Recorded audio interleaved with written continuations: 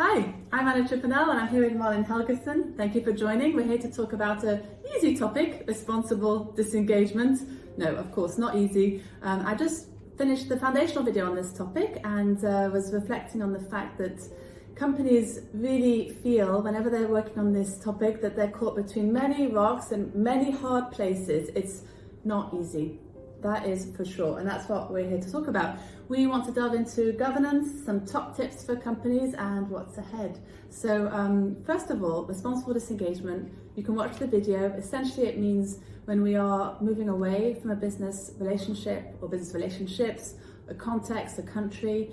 It can be for many reasons, for human rights reasons. We want to disengage from these poor working practices, but also other reasons like sanctions or laws we want to comply with, or reputational reasons. So it's often a mixture of different reasons for why we disengage, which is what makes it more complicated, fun, can we say, but really sometimes harder, right, to bring people into that decision making, which is what responsible disengagement is about, considering how you could be impacting people through that decision to disengage.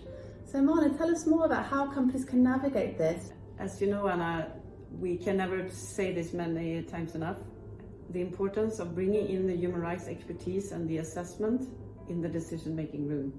So of course there will be a decision made at fairly high levels in many companies before you exit either a relationship or a country or whatever. Yeah. And that is where the assessment and the expertise in human rights needs to be. Yes. That's exactly it. In the same way that we have legal that is always there when we make these kinds of decisions, because obviously there can be legal risks we want to manage, where is the human rights expertise? Because we are also managing human rights risks, which increasingly is legal risk as well. Yes, and reputational, not least. Yes. And we can read almost at least every week about a disengagement, responsible or not. Yes. So it will hit the media if you do it correctly or if you don't do it. Totally. It's changed so much again over the last 10 years, where before it's like, oh yeah, maybe we do need to consider human rights as part of this. It would be nice to disengage responsibly. Now, we just did a search on the FT, didn't we? And we're just looking, all of the cases that we're seeing in the public domain are pointing fingers to companies that are viewed as not having disengaged responsibly, and that is having huge repercussions on companies. Definitely. And I think we saw just one article today, Anna, about IKEA, who has disengaged with the business relationship, but not with the people. Not with the workers. So the workers are now staying on as the direct employees and not as outsourced. And that is, of course, a fantastic example of considering the risk to people and managing that. Yes, it's instead of sort of that typical like knee-jerk reaction of, oh my gosh, we are connected to forced labor, we don't want it, we disengage. Like, well, we don't want it, we work with the supplier to see if they can fix it, which the article reports that they did, and then over time, well, if we're not going to fix it, how can we then move away from the supplier but not move away from the people? Yes. Thank you. So that's our governance one. What about our top tips? Yes. My top tip is using the contract. You know, we know, Anna, we are former lawyers. We always look at the contract because that's where you can create your leverage from the start. Right. And I think one learning, certainly I've done the hard way, is not thinking about how a country, a context, a business relationship can evolve.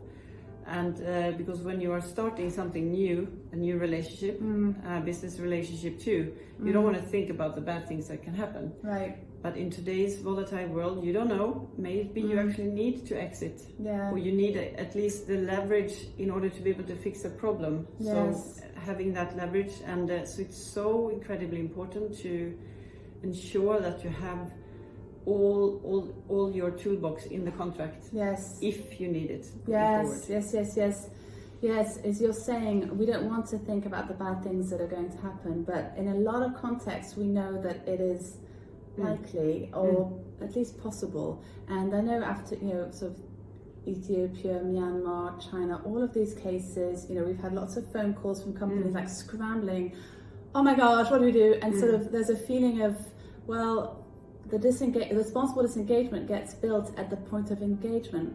And those companies that we know, we worked with, that went in with eyes wide open and said, okay, we hope this works out. We want to stay committed to this partner, to this country, to this region. but it might not. And if it doesn't, what do we do now to build our leverage now? And things like advocacy and policy to try and create a human rights framework in that country. Things like partnering with the supply of what you do to ensure that the workers have their severance covered, protected somewhere, and that the wages are paid on time, etc. It can run the gamut of things that you need to be thinking about. Definitely, and also, as we say, Anna, sometimes you cannot believe what will happen in a country. You know, some countries were democracies just a few years ago, now they're not, and maybe even subject to sanctions, and you have to leave, or you will end up in a very, very difficult legal situation because you can't. Right. So it's so incredibly important. Yes. And my other top tip is transparency, of course. Yes. We come back to that. Yes. Because if you are humble and open and talk about the difficulties, very few will treat you badly because of it or criticize you because of it. Because often when you do get criticized is that you pretend that something is hunky-dory when everybody knows it's not. Yes, everybody knows.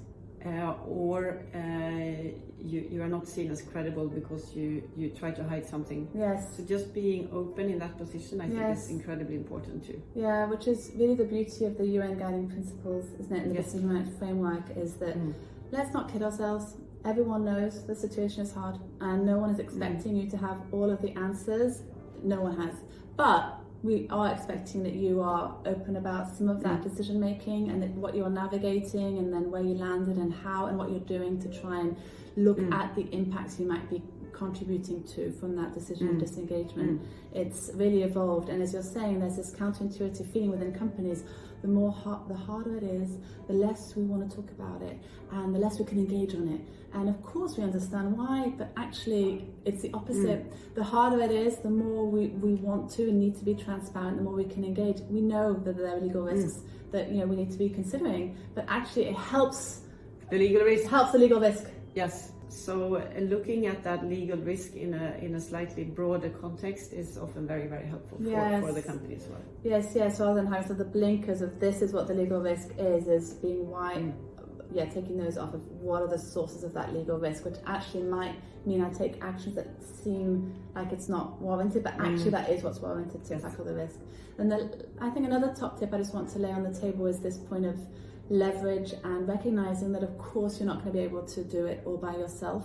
In a sense, the higher the risk then to people, the higher the burden on you to be looking at responsible disengagement, and the harder it is for you to do it alone. And so who else is also looking at this region, also from this region operating here, that we can seek to join forces with or bring in other players. I've seen now new entities people not used to dealing with, but yes, development agencies, development banks. There are other players involved in these situations as well. Definitely, and in many cases that we are engaged with, Anna, as you know, the company has to leave quite quickly because there is actually a conflict or a very dangerous situation for the company to be in. And then, of course, looking for new friends outside after the fact is very much more difficult. So another tip is, of course, to, as you are in a context and in a region, start looking for those friendships before. Again, it all comes down to, eyes wide open, coming in, how are you? Absolutely. As you know, Malin, I'm co-mediating the Telenor instance in front of the Norwegian OECD NCP for their disengagement from Myanmar. And the MOU was published last summer. And essentially that's exactly what they're saying is like, well, we need to be weighing all of these different risks, and we weighed the risks to our employees from staying disengaged or from staying engaged, contractors, communities around, and this is where we landed looking at that. And then they were able to, in that MOU, surface, well, maybe the complainants, right, who were the end users, so one group of stakeholders, they didn't agree with how that decision making took, where they landed, because they really were saying, well, it's our employees and then it's the end users. But at the end of the day, that's what you can do, is demonstrate what you are doing to look at the different stakeholder groups and how they could be impacted and what you can do about it. Yes, definitely, Anna. Let's conclude with what's ahead. What's ahead for responsible disengagement? I think now we see that many, who are afraid of maybe import ban or other forms of legal risk relating to a high-risk context, are tempted to withdraw, and we know also that supply chain resilience is weakening for very many reasons. But then it's very important that to think that the risk to you will not go away just because you withdraw. But if you do it in a way that you consider people, or actually at least acknowledge that it's difficult, will make that decisions help you so much more with the risk that you are trying in the first place to alleviate. Because this is one of the things that you will be asked to report about and just comply with the new laws. Right. So whether we like it or not, it's here to stay. And absolutely, we're seeing that the direction for business is changing rapidly, and it will entail more disengagements. We're seeing that disengagement for extreme weather events that is forcing companies to think, do I really want to continue sourcing from this region? It's quite unpredictable, it's costing me more money than I thought. To longer term changes in sourcing, I'm no longer going to be producing this or having this commodity in my product. And then all the range to, let's not even go into all the geopolitical and all of the things that are going on right now. So it is the topic. Thank you for watching. See you next time. Thank you. Bye-bye.